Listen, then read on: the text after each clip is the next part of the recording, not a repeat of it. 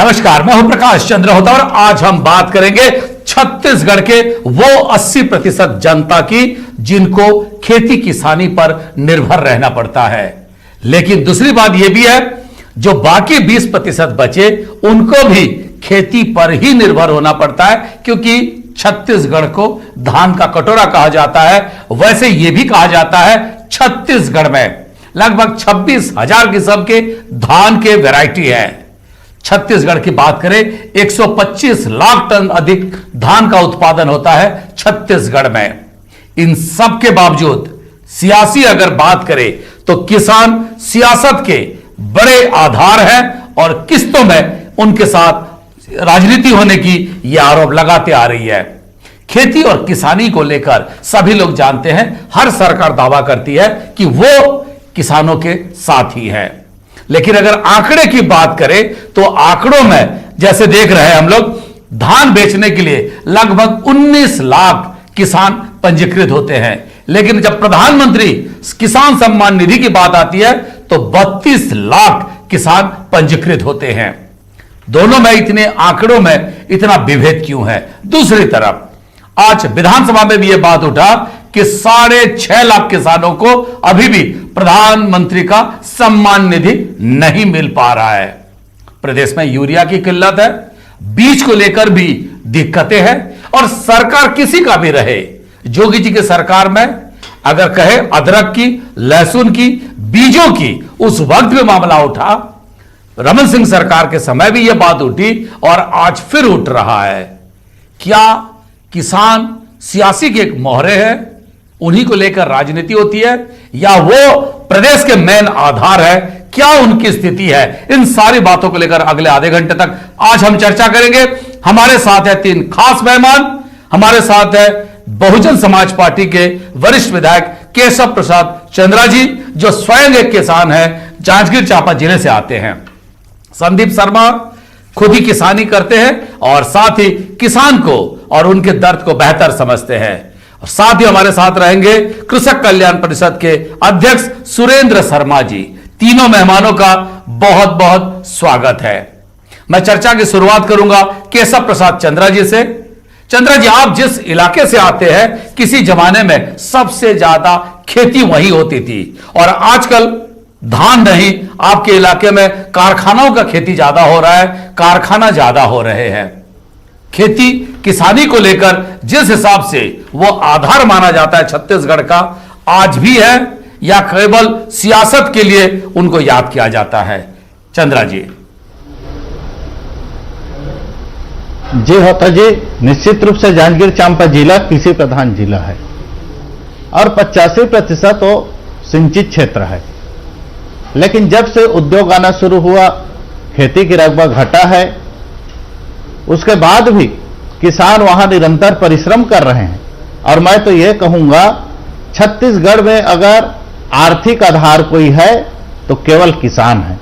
छत्तीसगढ़ प्रदेश किसानों का प्रदेश है और विभिन्न तरह की समस्या तो जो है आते ही रहता है। सरकार किसी की हो, समस्या का समाधान कोई सरकार पूर्ण रूपेण नहीं करना चाहता या उस स्थिति में किसान को नहीं लाना चाहता ताकि किसान जो है समृद्ध हो सके। जी संदीप शर्मा जी, एक सवाल है। स्वामीनाथन आयोग की रिपोर्ट अक्सर नेता कोट करते हैं, आम लोगों के समझ में नहीं आता उसका अर्थ क्या है। मोटा मोटी यह बात कही जाए, किसानों की आर्थिक सामाजिक स्थिति कैसे बेहतर हो, यह बड़ा मुद्दा है। लेकिन दुर्भाग्य की बात है, सत्ता किसी का भी रहे, छत्तीसगढ़ के प्रथम मुख्यमंत्री से लेकर जो छत्तीसगढ़ से ही थे, रविशंकर शुक्ला से लेकर श्यामाचरण शुक्ला, मोतीलाल वोरा से लेकर भूपेश बघेल तक, जो भी बात करें, जिसका भी बात करें, सिंचाई को लेकर सभी ने कदम उठाए। लेकिन छत्तीसगढ़ में आज भी 70% ऐसे खेती है जो बारिश पर निर्भर है। क्या कहेंगे इस स्थिति को लेकर शर्मा जी?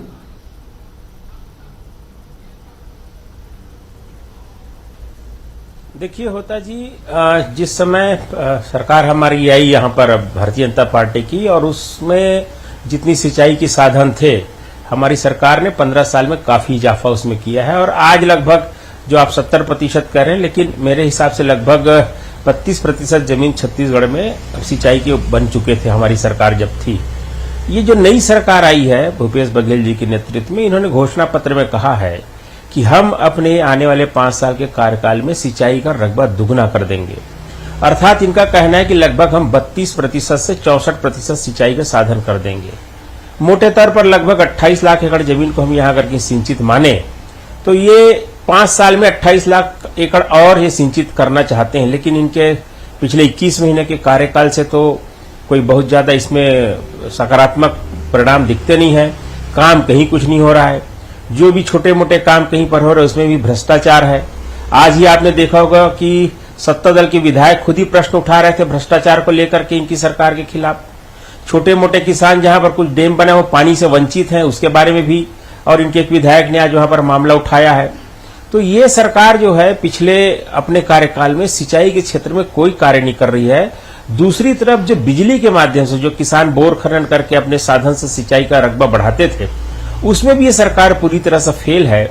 हमारी सरकार जो हर साल लगभग 25 से 30 हजार नए पंप कनेक्शन देती थी, लेकिन ये सरकार जब से आई है बिजली का रोना है। नए ट्रांसफार्मर लगा नहीं पा रहे हैं, बिजली की नए लाइन गांव के और जो खार है वहां पर ले जा नहीं पा रहे हैं। तो ये सिंचाई के मामले में जो कुछ भी सरकार ने कहा है उस पर पूरी तरह से फेल है और तरह तरह के भ्रष्टाचार के आरोप लग रहे हैं इनके ऊपर। ये सरकार जो है ढंग से सिंचाई का साधन बढ़ाएगी, ये बहुत चिंताजनक विषय है। जी सुरेंद्र शर्मा जी, मेरे 2 सवाल है। पहली बात है, पीसीसी अध्यक्ष मोहन मरकाम ने आज सदन में यही बात उठाई। उन्होंने कहा कि कोंडागांव में सिंचाई का प्रतिशत मात्र 9% है और उन्होंने सरकार से, कृषि मंत्री से, सिंचाई मंत्री रविंद्र चौबे से कहा कि आप मुझे सुनिश्चित बताइए कब तक सिंचाई का रकबा बढ़ सकता है, अधूरे काम कब तक पूरे हो सकते हैं। एक बात। दूसरी बात है, आप खुद ही किसान हैं, आप इस चीज को बेहतर समझते हैं। कारखाना, उद्योग और खेती किसानी, ये सब बातें हैं एक दूसरे से उलझ जाते हैं। आधार किसको माने, किससे गति दे और क्या योजना होनी चाहिए? शर्मा जी। देखिए होता जी, विधानसभा का सदन जो है सबसे ऊंचा सदन होता है, सबसे बड़ा पंचायत है किसी भी राज्य के लिए। और माननीय मरकाम जी ने अगर सिंचाई मंत्री जी से पूछा है तो अपने विधायक होने का दायित्व को पूरा किया है कि मेरे क्षेत्र में सिंचाई। अच्छी बात है, वो सवाल उठाए, उनका अधिकार है और ये सरकार की जवाबदेही बनती है। मगर एक बात भी समझ लीजिए कि पिछले 70 सालों में जो काम छत्तीसगढ़ में सिंचाई के हुए उनमें से अधिकांश काम कांग्रेस पार्टी की सरकार जब थी तभी हुए। भारतीय जनता पार्टी के जमाने में एक भी बड़े डैम का निर्माण भारतीय जनता पार्टी ने नहीं किया और अभी तक जो सिंचाई का जो ध्येय है, दृष्टिकोण है, वो अधिक से अधिक भूजल की ओर उसको हटाया गया और भूजल के उद्वहन की वजह से भी अलग किस्म की समस्याएं आ रही हैं। तो ये बात तो मोहन मरकाम जी ने बिल्कुल ठीक कहा। दूसरी बात आपने कहा कि छत्तीसगढ़ में कृषि और उद्योग के संबंध में इसका तालमेल कैसे बिठे। तो मेरा मानना यह है कि छत्तीसगढ़ की सरकार ये चाहती है कि जहां पर जमीन अनुपयोगी है ऐसी जगह पर उद्योग की स्थापना हो। कृषि भूमि पर उद्योग की स्थापना को प्राथमिकता देना इस सरकार की नियति नहीं है। कारण यह है कि आप एक कि कृषि जो है अपने आप में छोटा मोटा उद्योग भी है। खेती जो है जितने लोगों को रोजगार देने की क्षमता रखता है, उसके अलावा खेती में जो उत्पादन होता है वो राष्ट्रीय उत्पादन होता है। और ऐसे में अगर हम कृषि को मजबूती देंगे, जो सरकार ने पिछले 20 महीनों में किया है, किसानों का कर्जा माफ करके, उनकी फसल की उचित कीमत दे करके, उनकी विपणन की व्यवस्था करके, बस्तर में उनकी जमीनों को वापस करके, उद्योग से जमीन लेकर के वापस करने का तात्पर्य यही है कि हम कृषि को प्राथमिकता देना चाहते हैं। तो सरकार अपने आपके बातों से शायद सहमत नहीं दिख रहे मुझे संदीप जी। बनाना है, सुरेंद्र जी, उन्नत बनाना होगा। सुरेंद्र जी ठीक है। संदीप जी आप कुछ कहना चाहते हैं शायद? नहीं, मैं ये कहना चाहता हूं कि इन्होंने जो कहा है कि जितनी भी योजनाएं बनी है छत्तीसगढ़ में, जो कुछ भी हुआ है वो केवल कांग्रेस की सरकार ने, तो मैं अपनी रिकॉर्ड की बात नहीं करता, लेकिन सिंचाई विभाग का आप रिकॉर्ड देखिए। सन 2003 में छत्तीसगढ़ का 17% जमीन सिंचित था और अभी जब हमारी सरकार जिस समय गई और नई सरकार आई उस समय 32%, 15% नया रकबा का सिंचन जो है हमारी सरकार ने किया है 15 साल के भीतर, तो ये इनका ये कहना बिल्कुल सरासर गलत है। दूसरी बात, हमने अरपा और भैंसाझार जैसे परियोजना को प्रारंभ करके काफी बड़े रकबा का जब वहां पर सिंचित बनाया है। इसके अलावा हमने बहुत सारे छोटे एनीकट के माध्यम से सिंचाई किया। मैं आपको बताना चाहूंगा, एक बहुत महत्वपूर्ण बात बताना चाहूंगा होता जी, कि पहले नदी और नाले के किनारे अगर किसी किसान का खेत है तो बिजली की व्यवस्था नहीं होती थी और बिजली विभाग वहां पर बिजली नहीं देते थे। नदी के पानी को किसानों के लिए उठाने पर प्रतिबंध था। मैं खुद भी सन 2000 से पहले जब भी अपने खेतों में नदी से पानी ले जाने के लिए कनेक्शन की मांग की, मुझको कनेक्शन नहीं मिला और न ही नदी से पानी ले जाने का परमिशन मिला। लेकिन पहली बार डॉक्टर रमन सिंह की सरकार आने के बाद हमने 2006 में इसकी व्यवस्था की। हमने उन्हें इस बात के लिए राजी किया, तब जाकर के जितने नदी नाले के किनारे बिजली की व्यवस्था और नदी के पानी किसान उठा करके अपनी सिंचाई कर सकते हैं, ये पहली बार नियम बनाने का काम डॉक्टर रमन सिंह की सरकार ने किया। वरना नदी नाले के पानी तो ऐसे ही बह जाते थे। तो ये कहना कि ये जो हम छोटे छोटे स्टैप डैम बना करके जिस ढंग से रकबा बढ़ाए हैं वह भूतपूर्व है। और यही कारण एक 10 सेकंड, और यही कारण है कि जिस समय हमारी सरकार आई और जब ये कहते थे कि मात्र यहाँ पर 43 लाख टन धान होता है, कहां से इनकी सरकार आकर के 53 लाख टन धान खरीद ली, कहां से 63 लाख टन धान खरीद ली। आपको बता रहा हूं कि 2006 के स्टेटमेंट देखिए इनकी सरकार में, इन्होंने कहा था कि छत्तीसगढ़ में 53 लाख टन से ज्यादा धान नहीं होता, लेकिन हमारी सरकार जिस समय गई 1 करोड़ 10 लाख टन धान उस साल उत्पादन हुआ था। ये कोई हंसी खेल नहीं है। सरकार ने हमारी काम किया, किसानों को विकास किया, किसानों ने भी परिश्रम किया, तब जाकर के छत्तीसगढ़ ने अपने 15 साल में अपने उत्पादन के धान के उत्पादन को डबल कर लिया। जी ठीक है, यही तो मेरा दिक्कत है, यही सवाल है मेरा चंद्रा जी। जो सरकार की झुकाव है वो धान की उत्पादन को लेकर है, जबकि धान के रकबा में 180 दिन खेत में अगर एक ही फसल रहे तो बमुश्किल, अगर आपको सिंचाई भी मिले तो बमुश्किल 2 फसल ले सकते हैं, जबकि अगर आप कैश क्रॉप ले ले तो हो सकता है ये 3 फसल हो या ज्यादा पैसा किसानों के पास रहे। लेकिन धान को लेकर कोई भी सरकार है, धान की खेती का बढ़ावा सभी लोगों ने दिए, सही है जी, निश्चित रूप से होता जी। ये यहां छत्तीसगढ़ के किसानों के साथ यही दिक्कत है।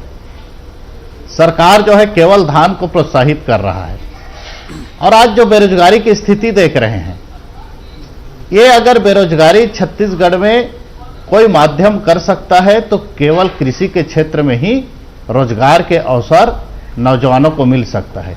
ऐसे परिस्थिति में चावल के अलावा सरकार को नगद जो है जिससे अधिक से अधिक आर्थिक लाभ मिल सके, किसानों को उस तरफ लेकर के जाना होगा।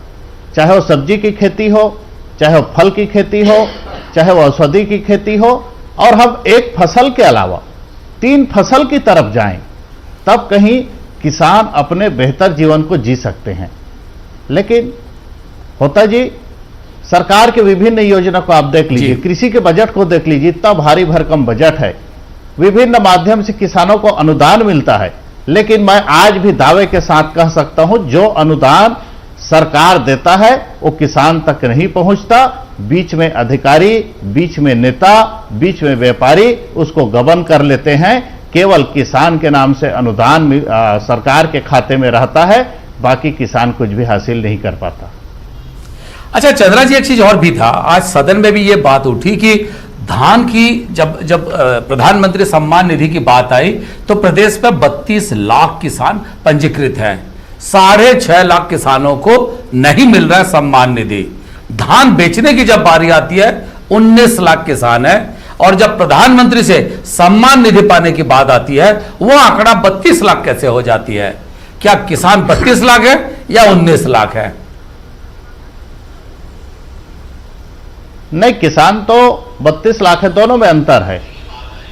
देखिए, इसमें जो है एक नंबरदार रहते हैं, उसके साथ सह खातेदार रहते हैं, तो केवल एक व्यक्ति के नाम से धान पंजीयन होगा। लेकिन किसान सम्मान निधि में जितने हिस्सेदार हैं सब उसमें पार्टिसिपेट कर सकते हैं। ये आंकड़ा का अंतर ये है। दूसरी चीज, बहुत सारे किसान कई वजह के कारण जो है धान बेचने के लिए अपना पंजीयन नहीं करा पाते, और इसमें जो है वो किसान सम्मान निधि में किए हैं। और जो 6.5 लाख लोगों को 6.5 लोग जिसकी आज जिक्र विधानसभा के सदन पे बात आई, मैं तो उसमें कहूंगा कि वो राज्य सरकार की कमी है। जो जो कमी है उसको दूर करके इनको पहल करना चाहिए, आगे बढ़ के पहल करना चाहिए, क्योंकि छत्तीसगढ़ सरकार को इसमें कुछ नहीं देना है। जो भी राशि लग रहा है सेंटर से आ रहा है, केंद्र की सरकार दे रही है, इसलिए छत्तीसगढ़ के सरकार को आगे बढ़ करके अपने प्रदेश के किसानों को यह सम्मान निधि दिलाना चाहिए। सुरेंद्र जी, आखिर दिक्कत क्यों हो रही है? और वो जो 6.5 लाख किसान जो भारत सरकार के सम्मान निधि से वंचित हो गए, वो राशि तो हमारे ही किसान को मिलते, क्यों अधिकारी उसको लेकर सिंसियर नहीं दिख रहे? नहीं, अधिकारियों की इसमें कोई गलती नहीं है। छत्तीसगढ़ की सरकार ने जितने भी किसान हैं उनकी सूची बना करके, उनका आधार नंबर दे करके, उनका टेलीफोन नंबर दे करके केंद्र की सरकार को सूची उपलब्ध करा दी है। होता जी, आपको बताऊं, मेरे को अभी तक 1 रुपया नहीं मिला है सम्मान निधि, जबकि मैं किसान हूं, मेरे 3 भाई किसान हैं, मेरे माताजी के नाम में खाता है, 5 हम लोग किसान के खातेदार हैं।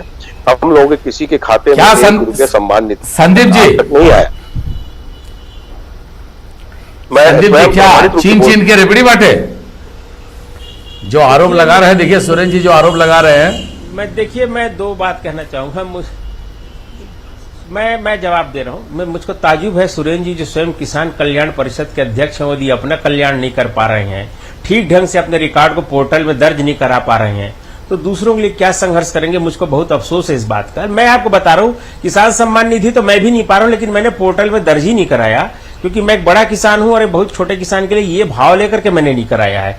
कोई मेरा को नहीं मिल रहा है ऐसा कह देना आसान है, लेकिन मैंने कभी नहीं कराया, क्योंकि मैं बोला मैं बड़ा किसान हूं, मैं क्यों लूं इसको, चलो गरीबों के लिए, इसलिए मैंने नहीं लिया है। मेरा ये भाव है। लेकिन एक दूसरी बात, सवाल वो नहीं है सर, ये जैसे रायपुर के आसपास हम जो कहते हैं कि खेती का रकबा घट रहा है, मैं एक छोटे से नहीं, मैं मुझसे सहमत नहीं हूं कि उनको नहीं मिल रहा। वो अपने पोर्टल में ठीक से दर्ज कराएं अपने आधार कार्ड के समेत सारी चीजों को। मेरे गांव में बहुत साधारण लोग भी जब पोर्टल में जा करके और ये क्या चॉइस सेंटर से जब दर्ज कराते हैं, अगले महीने से आने लगता है। मैं बहुत आश्चर्यचकित हूं कि क्यों सुरेंद्र जी ये आपने करवाए थे क्या? या तो इन्होंने पोर्टल में दर्ज नहीं कराया ठीक ढंग से, या कहीं कोई त्रुटि होगी। मैं इसको समझ नहीं पा रहा हूं ऐसा क्यों हुआ है। पटवारी को सारा रिकॉर्ड देने के बाद और पोर्टल में दर्ज होने के बाद सबके पैसे आ रहे हैं। और मैं सुरेंद्र भैया की बहुत प्रतिष्ठा करता हूं, बड़े भाई मानता हूं। मैं समझ नहीं पा रहा हूं उनके साथ ऐसा क्यों हो रहा है, और केवल राजनीति करने के लिए ऐसा कह रहे हैं। मैं उनको ये बताना चाहिए। दूसरी एक और बात बता दो, फिर उनसे क्वेश्चन कर लीजिएगा कि मैं एक बात और बताना चाहूंगी। ये छोटे किसान वाली जो बात है, ये जो सम्मान निधि है, वो जिनके पास 10 डिसमिल जमीन है उनको भी ये सम्मान निधि मिलता है। 20 डिसमिल मतलब अगर कि पटवारी के अभिलेख में आपका नाम दर्ज है और आपके नाम से 10 डिसमिल का भी खाता है, तो आपको ये पैसा मिलेगा। जिस समय हमारी सरकार थी और जब 33 लाख किसानों की बात करते थे, तब भी मैं इस बात को कहता था कि देखिए साहब, रायपुर शहर के आसपास की बड़ी बड़ी जो खेत है वो बिक गए हैं और लोगों ने 10-10, 5-5 डिसमिल जमीन खरीद लिया है। डायवर्सन नहीं होने के कारण आज भी वो एग्रीकल्चर लैंड है और उनके पास ऋण पुस्तिका है और किसानों के खाता में दर्ज है।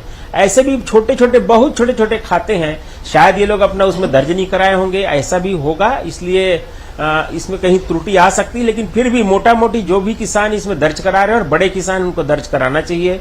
जो 2 एकड़, 3 एकड़, 5 एकड़ के किसान हैं उनको निश्चित रूप से लाभ मिलेगा। ये बहुत अच्छी योजना है मोदी सरकार की, और छत्तीसगढ़ प्रदेश को अब लगभग 24-25 लाख किसानों को ये मिल रहा है ये पैसा। तो एक बहुत बड़ा 25 लाख लोगों को अगर कहीं 6,000 रुपया के हिसाब से आ रहा है तो एक बहुत बड़ा सहायता है। कोई छोटे मोटे खर्चे होते हैं, कोई कीटनाशक के दाम बढ़ गए, खाद बीज के दाम बढ़ गए, डीजल के दाम में कोई छोटी मोटी उछाल आता है, इसमें इसको काफी मदद मिलता है। और ये लगभग 80,000 करोड़ रुपए इसमें मोदी सरकार जो है पूरे देश में खर्च कर रही है किसानों के लिए। सुरेंद्र जी, संदीप जी जो बात कह रहे हैं उसका 2 अर्थ निकलता है। पहली बात यह है कि छोटे किसान इसको नहीं लेना चाहिए, पर जो पंजीकृत हो गया उसके खाते में आने के लिए पैसा तो कोई नहीं रोका, पहली बात। दूसरी बात है वो आप पर आरोप लगा रहे हैं किसान नहीं, मैं अपनी निजी बात कर रहा हूं। होता जी, वही उसी का जिक्र कर रहा हूं सर, प्लीज सर, उसी का जिक्र कर रहा हूं। होता जी, इसको थोड़ा आप गलत समझ गए सर। नहीं, मैंने कहा कि मैं व्यक्तिगत रूप से नहीं लेता, कहा मैंने आपको। छोटे किसान को लेना चाहिए, बिल्कुल लेना चाहिए। अब मैं सुरेंद्र जी को ये तो नहीं पूछूंगा कि उनके नाम पे कितनी एकड़ जमीन है, पर हाँ ये जरूर है वो किसान है और बड़ौदा बाजार में ही रहते हैं। वो बड़े किसान है। सुरेंद्र जी क्या कहेंगे? बड़े किसान है, नहीं बड़े किसान है सुरेंद्र जी, मैं जानता हूँ। मैंने पोर्टल में दर्ज कराने में नहीं गया था, मगर पटवारी द्वारा मांगी गई समस्त अभिलेख मैंने उनको उपलब्ध कराया था। और चूंकि सभी किसानों को ये सहायता मिल रही है तो मेरे को उम्मीद है कि मुझको मिलना चाहिए। जैसे गैस सिलेंडर की इन्होंने कहा कि छूट दे रही सरकार, हमको तो छूट नहीं मिल रही है। हमको किसानों का वो सहायता भी नहीं मिल रहा है। क्यों नहीं मिल रहा है इस बात की जानकारी हमको आज तक नहीं है। शायद हम कांग्रेसी हैं इसलिए नहीं मिल रहा है क्या, ये बात को कहना मुश्किल है। मगर सवाल ये है कि इसमें बहुत सारी बातें आती हैं। पटवारी से आप पूछिए ना, आपके पटवारी साहब सुरेंद्र भैया पटवारी आपके पूछिए ना क्यों नहीं दर्ज किया पोर्टल में आपका। मेरा दावा है आपका पोर्टल में दर्ज होगा तो पैसा आएगा। मैं दावा करता हूँ, आप जो भी मेरे से शर्त लगाइए। नहीं पटवारी तो आपके साहब 21 महीना से नहीं आपका सुझाव सर 6.5 लाख किसानों को नहीं मिल रहा है।